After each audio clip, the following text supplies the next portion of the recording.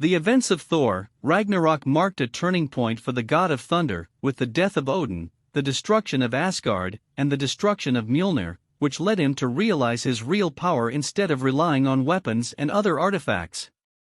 Thor returned in Avengers, Infinity War and Avengers Endgame, the latter also being an important part of his development as he sank into a depression that led him to become Fat Thor. But with all these issues he also realized that he's not made to be a king, and in order to continue with his mission of protecting the 9 realms, he left Valkyrie in charge of New Asgard and left Earth with the Guardians of the Galaxy.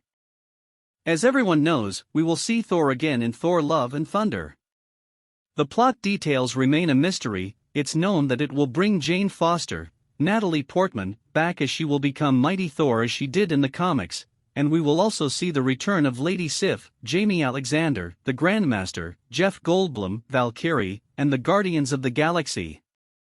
Thor, Love and Thunder will also have Gorr the God Butcher, Christian Bale, who I think is the biggest threat Thor has come across so far. I will talk about the reason later in the video.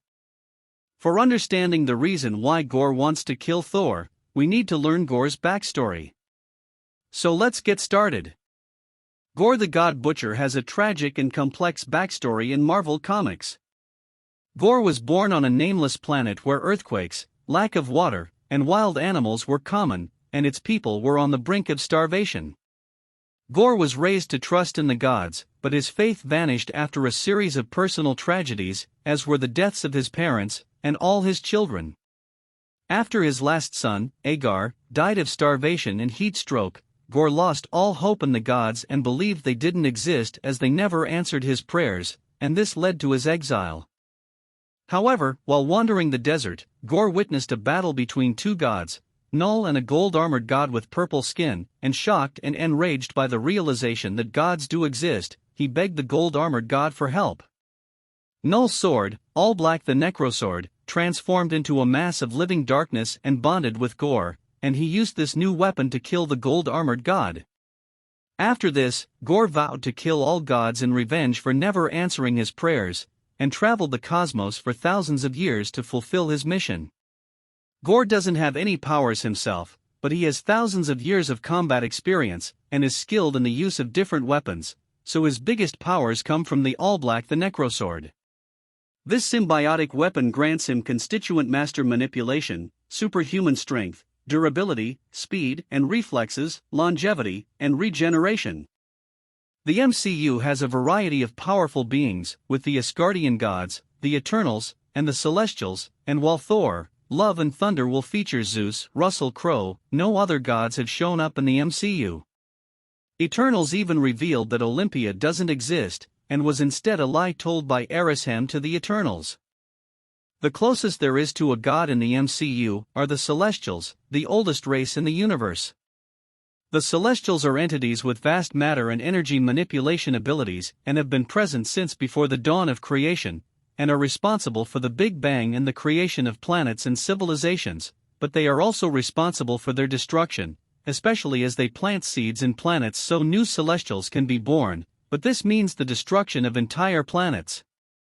The Celestials have the power of gods and create and destroy life as they please, and yet they don't help the civilizations they create, which is exactly what could make Gorr target them.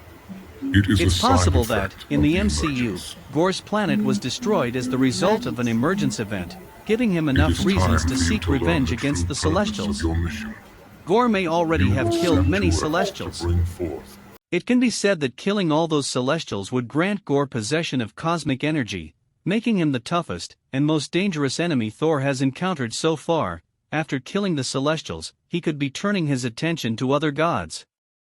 The Celestials are not the only godlike characters in the MCU, so Gorr surely won't be satisfied with just killing Celestials. Now, Russell Crowe's appearance in Thor, Love and Thunder as Zeus is being described as a cameo one, so it's possible that he will be killed on screen by Gorr, perhaps making his murder the start of his hunt for other gods. While Thor hasn't been responsible for destroying civilizations, and has served more as a hero, there are still ways in which Gorr can target him. In the comics, Thor found the body of a god and later, while accompanying a Viking raiding party, found Slavic gods dead. He was then attacked by Gorr, who tried to kill the god of thunder for information about the location of Asgard, but Thor was eventually rescued by the Vikings. After that, Gorr and Thor got involved in a battle that lasted centuries and took place in different places and points in time, as Gorr used the blood of the time gods to traverse the time stream and go after different versions of Thor. Gorr, then, doesn't care if a god has been good, he will target them anyway simply for being a god, and that will certainly be the case with Thor in the MCU. If Zeus' murder is the trigger of the plot in Thor, Love and Thunder, Thor could go on a quest to find the one responsible, leading him to Gorr and to the god Butcher finding a new target in Thor.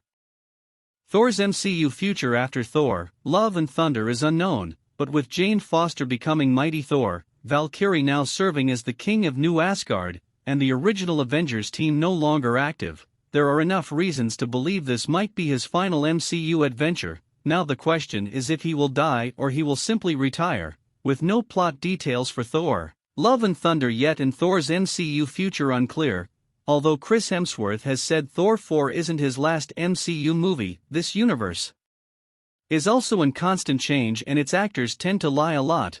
The chances of Gorr killing Thor are 50-50, and unlike many other MCU villains, Gorr has chances of surviving beyond his debut movie. Gorr is one of the most exciting villains in the MCU's Phase 4, and his actions might have affected this universe long before his encounter with Thor in Thor, Love and Thunder.